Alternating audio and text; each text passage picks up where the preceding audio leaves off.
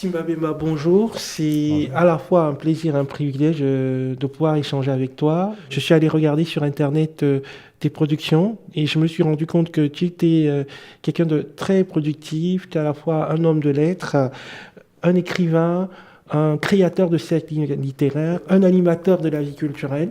Dans un premier temps, je vais demander qui tu es finalement, si au-delà de ce que je viens de dire, si on peut te situer d'où tu viens, qui es-tu? Bon, je te remercie déjà aussi, Philippe, de l'opportunité que tu m'accordes, donc de pouvoir expliquer mon parcours, d'expliquer ma démarche et notamment de pouvoir répondre à cette question qui est très très compliquée, hein, on va dire, de qui on est. C'est toujours très compliqué de dire. C'est-à-dire que ce qui se produit souvent, c'est qu'on n'est jamais d'accord avec ce que les autres disent de nous et c'est très compliqué nous-mêmes de dire qui nous sommes. Je suis né à Bali. Donc Bali, un quartier de Douala au Cameroun. Bali, c'est très particulier parce que, par exemple, à l'époque française, ça s'appelait Canton Bel. Canton Bel qui est une anglicisation du terme Bélé. Donc Bélé qui était le nom de, on va dire, de l'ancêtre qui a créé ce clan-là. Le canton Bélé, c'est un clan un peu particulier parce que, par exemple, le principal centre administratif du Cameroun, donc qui est Bonanjo, qui a été construit par les Allemands, est basé sur leurs terres, par exemple. Donc j'ai pu, par exemple, voir donc, les terres des miens, donc, qui sont les... était basé du côté juste à la droite du palais de la Pagode. Donc la Pagode où il y a le bâtiment des impôts à l'heure actuelle. Et tout. Donc les miens étaient juste basés là, avant l'expropriation par exemple des Allemands. Les Allemands qui avaient mis en place un processus de discrimination raciale donc en divisant la ville de Douala en deux, donc d'une partie la ville blanche et puis d'une partie la ville noire. Et ce modèle par exemple sera repris partout, donc tout le reste des villes au Cameroun dans une grande partie sera basé sur ce modèle de discrimination-là. Donc je viens de là et puis forcément le canton Bel ont produit l'un des premiers grands résistants à l'oppression coloniale allemande qui est Douala Mangabel.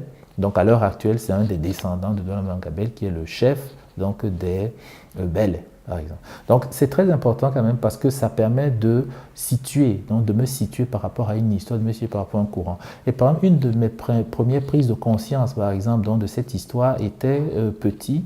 J'allais jouer avec des copains au Parc des Princes. Donc le Parc des Princes, c'est, on peut dire, c'est la cour royale, hein, donc c'est la cour royale à Bali. Et le prince Alexandre, donc le fils de Douala Mangabel, avait construit sa maison là. Donc et sa maison était en ruine. Et donc le ballon était entré, et puis j'étais allé chercher le ballon à l'intérieur et en découvrant ce délabrement-là, ça a suscité un ensemble de questions en moi. Et ce palais, pour moi, est emblématique dans un pays qui est vraiment dont la mémoire est en ruine et dont la mémoire a besoin d'être reconstituée. Et à l'intérieur même de ma famille, je suis aussi confronté à la question de la mémoire qui est en ruine et qu'il faut reconstituer. Et je grandis dans un environnement pareil, entouré de femmes principalement. Donc la présence masculine était très très rare, sauf quelques oncles par exemple. Donc j'ai grandi principalement autour des femmes.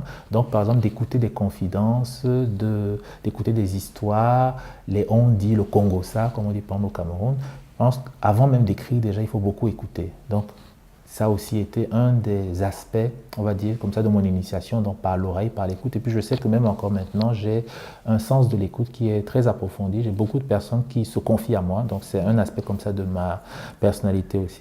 Et donc je fais mes études donc, à Douala, donc à Bonanjo principalement. C'est-à-dire j'ai fait l'école primaire du Petit Jos. Voilà, donc à Bonanjo, toute ma scolarité. Puis après, je suis allé au lycée Jos aussi, où j'ai fait toute ma scolarité. Et donc après, à 18 ans, j'ai eu mon baccalauréat. Je m'intéressais déjà forcément à tout ce qui est littérature, ainsi de suite. Mais j'avais déjà aussi la curiosité d'aller voir des créateurs, par exemple. C'est-à-dire que d'aller voir, par exemple, le poète Valère Épée, donc qui est un oncle familial qui habite juste pas loin de la maison. J'allais voir, par exemple, le poète Fernando d'Almeida aussi, pour... écouter, entendre, apprendre par exemple. Et l'autre chance aussi extraordinaire, on va dire, c'est que peut-être même mon goût de la musique aussi vient de là. Et puis bon, quand on dit musique, on dit aussi poésie, donc j'écris aussi de la poésie. J'ai eu la chance de grandir auprès d'un chanteur comme Echo Roosevelt, par exemple, qui était notre voisin. Donc, il louait en fait notre maison familiale. Donc, il était juste là, je l'écoutais faire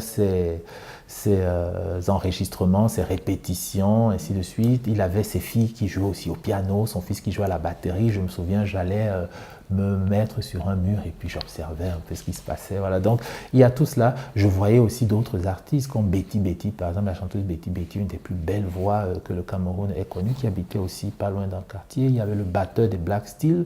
Donc j'étais vraiment comme ça dans un environnement où j'avais des artistes qui étaient à côté de moi. Et puis bon, ben voilà, après mon baccalauréat, je quitte Douala, je vais à Yaoundé, parce que bon, Yaoundé, j'ai aussi une histoire spéciale, qui est une histoire d'amour avec cette ville.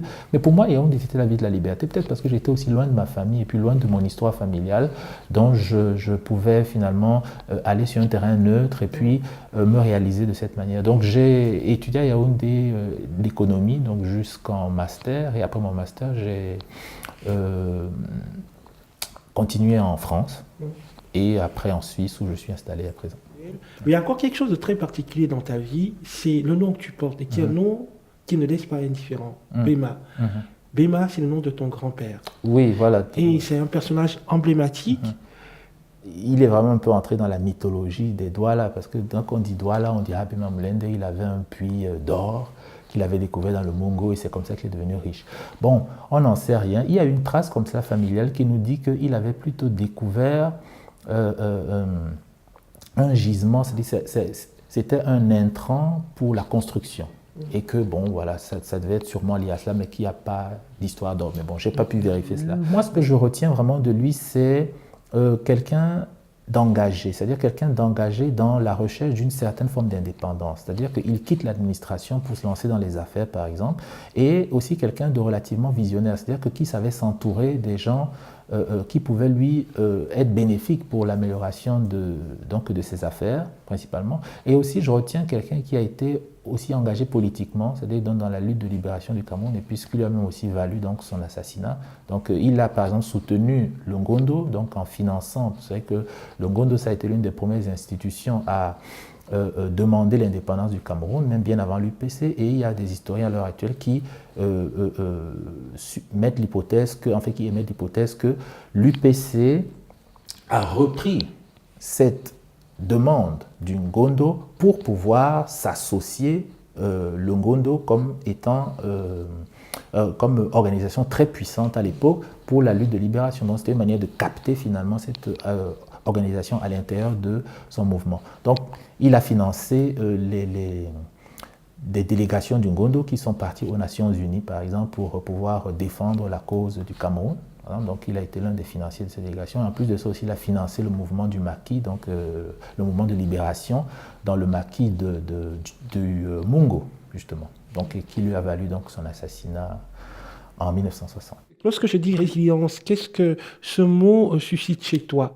Ce qu'il faut aussi voir, c'est qu'une histoire, par exemple, elle se découvre toujours. C'est-à-dire qu'une histoire, elle est toujours cachée. L'histoire, ça a toujours à voir avec les ruines. Donc, on revient toujours à ce palais du prince Alexandre avec ses ruines. Il faut aller déterrer tout cela, il faut remettre de la cohérence, remettre de la compréhension, éclairer finalement ce qui a voulu être caché. Et c'est l'un des aspects capitaux, à mon avis, qui se produit là. C'est que, imaginez, ma mère, elle avait 12 ans quand ses parents ont été assassinés, parce que bon, Samuel Bemamlende, son grand-père a été assassiné en même temps que son père. Donc il y a une telle charge traumatique pour un enfant de 12 ans, par exemple, de vivre cela, que forcément, elle va essayer d'éteindre cela. Parce que pour survivre, il faut que ce traumatisme-là n'existe plus. Vous voyez? Donc forcément, elle va nous transmettre, parce que c'est juste impossible d'avoir pu assister à l'assassinat de ses parents sans pouvoir ne pas transmettre ce traumatisme. Donc elle nous a transmis ce traumatisme. Donc moi, je suis né en fait finalement avec une mémoire oubliée.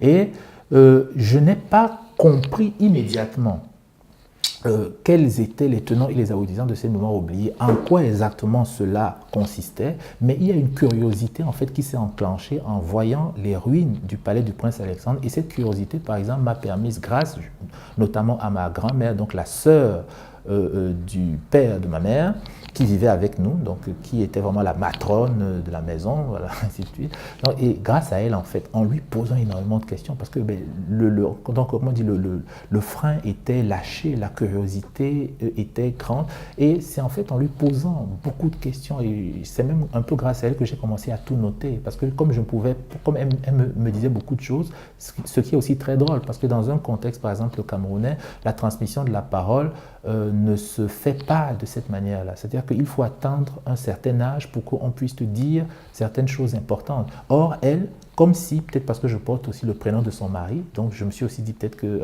bon mais ça c'est plus tard, que peut-être que comme je porte le prénom de son mari, elle a en fait considéré que peut-être qu'elle était en train juste de parler avec son mari et puis qu'il fallait qu'elle me dise des choses. Donc c'est en fait comme ça que finalement j'entre progressivement dans cette histoire. Mais en fait j'entre même dans cette histoire encore de manière, on va dire, c'est relativement camouflé. C'est relativement camouflé parce qu'elle ne me dit pas forcément tout. Et donc, je dois en fait moi-même fouiller. Je pense que retourner vers l'histoire, en fait, c'est retourner vers les morts et les faire parler. Et quelque part, je me retrouve peut-être même à faire de la littérature à cause de cela. Parce que finalement, j'ai juste envie de faire parler ces morts, en fait, qui finalement me disent pour qu'ils me disent qui je suis. Donc, simplement. Donc, il y a une histoire pareille. Et donc, dans notre maison familiale, on avait un toit, le plafond, et le plafond, il y avait un des carrés qui était ouvert. Et j'ai grandi avec la curiosité, mais qu'est-ce qui peut bien se trouver là-dedans?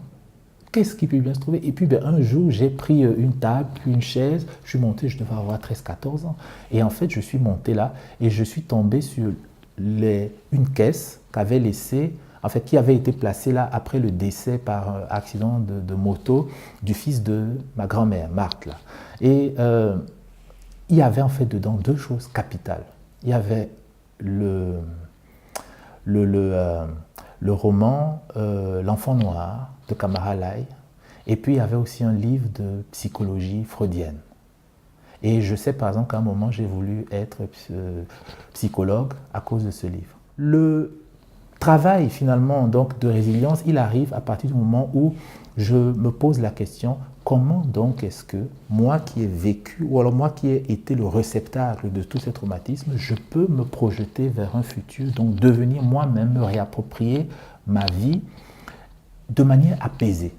Que ce soit apaisé par exemple par rapport à mes éventuelles relations avec mon père, que ce soit même apaisé par rapport à mes éventuelles relations avec ma mère, parce que par exemple en termes affectifs, ma mère n'ayant pas pu, ayant dû faire face à ce traumatisme, au niveau de l'expression affective, elle s'est endurcie. Donc ce qui fait par exemple qu'il m'a manqué une certaine forme d'affection, même si je sais qu'elle m'adore. Mais la manifestation de cette affection-là n'a pas été, disons, à la hauteur des attentes de l'enfant que je pouvais être. Donc il a fallu que finalement je retourne vers cette histoire-là et que je solde mes comptes avec cette histoire pour devenir moi-même. Et c'est vraiment à ce moment-là que intervient la résilience. C'est-à-dire qu'il faut être en mesure à un moment, quand on retourne vers son passé, de pardonner.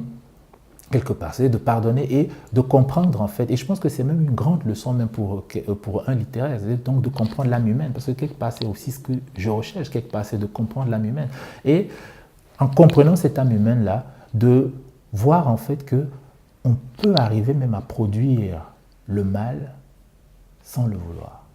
Et dès qu'on a compris ça, à mon avis, on est libéré de beaucoup de charges traumatiques qu'on a traînées durant toute son enfance et son adolescence. Alors, donc l'entrée en littérature est le mode opératoire de cette résilience. Alors, comment est-ce que cette entrée en littérature se fait concrètement? Tu parles de la découverte du livre L'Enfant Noir, mais comment est-ce que tu te dis que tu es écrivain? Et comment est-ce que ça se matérialise? Moi, j'avais la curiosité. Ça, c'est capital. Donc, j'avais la curiosité. Et en plus de ça, comme j'ai grandi dans un univers familial, donc entendre les histoires, parce que vous savez, les femmes, elles bavardent, elles font du Congo, ça, elles racontent plein de choses, beaucoup plus que les hommes même. Donc, d'entendre toutes ces histoires, finalement, déjà, moi aussi, donné quelque part envie de raconter quelque chose. Maintenant, après, c'est notamment ma grand-mère. C'est-à-dire qu'elle était tellement ouverte à me dire des choses et m'a confié plein de secrets parce que toutes les questions au final que je lui posais, elle arrivait à me dire quelque chose de relativement intéressant. Et donc moi, en fait, ce que j'ai commencé à faire, c'était de noter simplement ce qu'elle me disait. Donc je devais avoir 13, 14 ans, j'ai commencé à noter. Donc j'ai encore conservé jusqu'à aujourd'hui ces carnets. Donc je notais ces carnets, donc je notais tout ce qu'elle me disait dans ces carnets et je rajoutais mes propres réflexions, je rajoutais mes propres observations et puis progressivement en fait ma curiosité m'a porté à avoir un regard sur les gens. Parce que par exemple c'est quelque chose de très intéressant et c'est un peu comme ça que je découvre par exemple le point de vue, c'est que la plupart du temps quand on fait par exemple le Congo, on va parler de quelqu'un de familier. Oh, il a fait ceci, il a fait cela, ainsi de suite. Il y a par exemple un de mes oncles, donc celui qui gérait finalement donc la fortune familiale, que je voyais toujours sous. Chaque fois qu'il venait à la maison, il était sous. Et une fois, en fait, je me suis rendu chez lui, parce que bon, on avait très peu de relations en ce moment, parce que bon, forcément, quand il y a des questions d'héritage et tout, ça crée des conflits familiaux. Et une fois, je me suis rendu chez lui et il était sobre. Et j'ai découvert un individu agréable qui aimait les mots croisés et c'était un génie des mots croisés. Et après, je me suis rendu compte qu'il avait étudié l'économie, un peu comme moi aussi par la suite, je suis allé, donc j'ai étudié l'économie, puis ainsi de suite. Mais je ne connaissais pas du tout cet aspect de lui. Et moi, tout ce que j'entendais de lui, c'était les récriminations de ma mère et de ma grand-mère, et puis de mes tantes. Oh ouais, mais il gère mal, oh ouais, il fait ceci, oh ouais, il ne nous donne pas l'argent à temps, et puis ainsi de suite. Or, je me confrontais à quelqu'un qui était totalement différent de l'individu qu'on décrivait. Et donc, pour moi, je découvre en fait comme ça le point de vue. C'est-à-dire que si on se met sous un autre angle, on peut observer la réalité de manière différente. Et ça a été capital pour moi. Ce qui fait en fait que dès ce moment-là, j'ai été intéressé par tout ce qui était marginal. C'est-à-dire qu'il y a par exemple au niveau de chaque famille, je pense que si vous observez bien les familles camerounaises, vous pouvez voir en fait toute la stratification de la société autour des familles. Et donc par exemple dans ma famille, il y avait une partie qui était relativement exclue de par son niveau de revenu.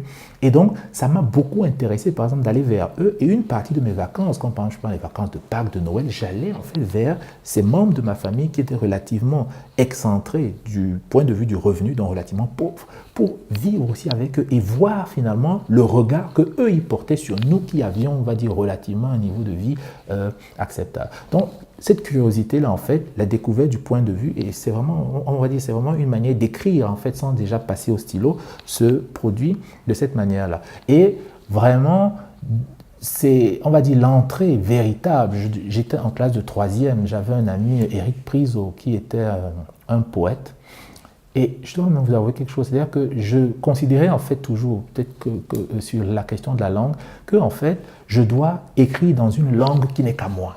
C'est-à-dire que j'écrivais en fait en inventant des mots qui traduisent des réalités que je suis le seul à voir. Donc forcément, quand je le donnais par exemple à mon ami Éric Priso, je pense que vous imaginez très bien qu'il me disait « Mais attends, mais c'est illisible ce que tu es en train de faire. » Ouais. Mais j'avais cette idée-là que ce que je dois écrire doit être une réalité que seul moi perçois et que je dois permettre aux autres de voir. Et j'inventais des mots, donc je prenais des mots grecs, je prenais des racines grecques, puis je combinais des mots comme ça pour donner du sens, soit je mélangeais des mots camerounais avec des mots français, puis je trouvais un sens, donc ainsi de suite. Donc, l'écriture commence progressivement par là, donc par ce tâtonnement-là, qui est en fait que j'ai eu ce sentiment, mais très très tôt, que je vois des choses que tout le monde ne voit pas forcément.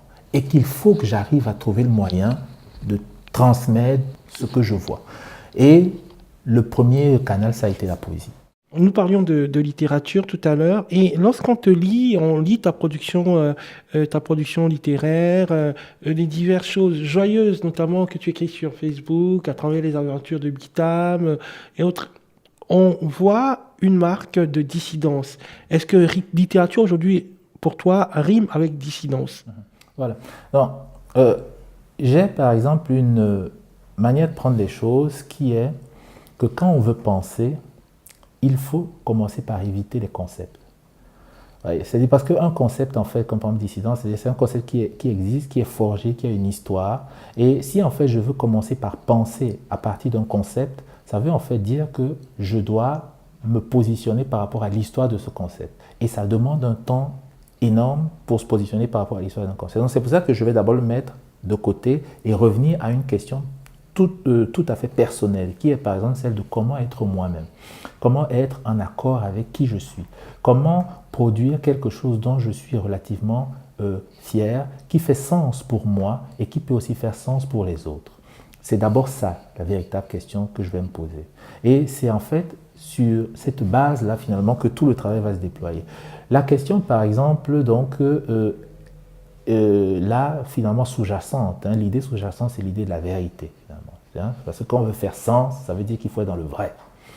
Cette question, par exemple, elle est centrale, parce que, par exemple, si on prend un roman comme Mon nom est rouge d'Orhan Pamuk, par exemple, donc, où il met en branle ce débat au niveau de la peinture notamment, mais qui peut s'appliquer à tout type d'art, donc qui est de savoir c'est quoi le beau, finalement? C'est quoi le beau? Est-ce que le beau, c'est une forme qui a déjà été atteinte dans le passé et qu'il suffit juste de reproduire fidèlement parce qu'on ne peut pas dépasser le beau, puisque le beau, dès qu'il est atteint, il est indépassable par nature, ou alors est-ce que le beau, c'est quelque chose qui s'adapte à une époque, qui s'adapte à un moment, qui s'adapte à des points de vue, et puis ainsi de suite. Donc c'est une question qui est centrale, qui ne peut pas être évacuée de manière aussi simple que ça, parce que justement la notion de beau, elle est ancrée finalement en nous. C'est-à-dire que si au jour d'aujourd'hui, je prends un objet qui vient par exemple de Palmyre, qui a été fait il y a 2000 ans, et puis je le trouve beau, si je regarde par exemple des colosses égyptiens et que je les trouve magnifiques, ben, ça veut quand même donc dire que l'idée de beau ne peut pas juste être temporelle. C'est-à-dire qu'il y a aussi quelque chose comme une idée de beau qui est intemporelle. Moi, finalement, étant donc confronté à cela, à la question de la vérité, principalement, et à la question d'être moi, donc la vérité par rapport à moi et par rapport aux autres, c'est-à-dire que je ne peux pas, par exemple, être dans une posture qui va affirmer quelque chose, mais ne pas incarner cela moi-même. Parce que, au final, la littérature, ce serait quoi? La littérature, ce serait, par exemple, se soigner d'abord soi-même, et en se soignant soi-même, par le geste de se soigner soi-même, soigner les autres. Et ça n'est possible que dans le vrai. C'est-à-dire que si je suis vrai, donc ça veut dire que si, par exemple, par rapport à mon histoire familiale, si je ne suis pas dans le vrai de cette histoire-là, je ne vais pas la transmettre, et si elle n'est pas vraie, elle ne sera pas perçue dans sa vérité. Et c'est vraiment sa vérité qui sera déterminante. Maintenant donc, entre en jeu le contexte. Parce qu'on écrit forcément par rapport à un contexte. Et on écrit par rapport à d'autres points de vue, on écrit par rapport à d'autres intérêts, on écrit par rapport à d'autres types de confrontations. Et donc ce qui va nous se produire, c'est quoi? Ce qui va nous se produire, c'est que, étant né dans un environnement où, au final, et donc là je vais aussi, par exemple, au lieu de nommer directement le thème tyrannie, je vais plutôt le caractériser en disant par exemple qu'il y a cette idée de la dépossession du corps. C'est-à-dire qu'on est en fait dans un système où le corps, mon corps, m'est enlevé. C'est-à-dire mon corps appartient à d'autres.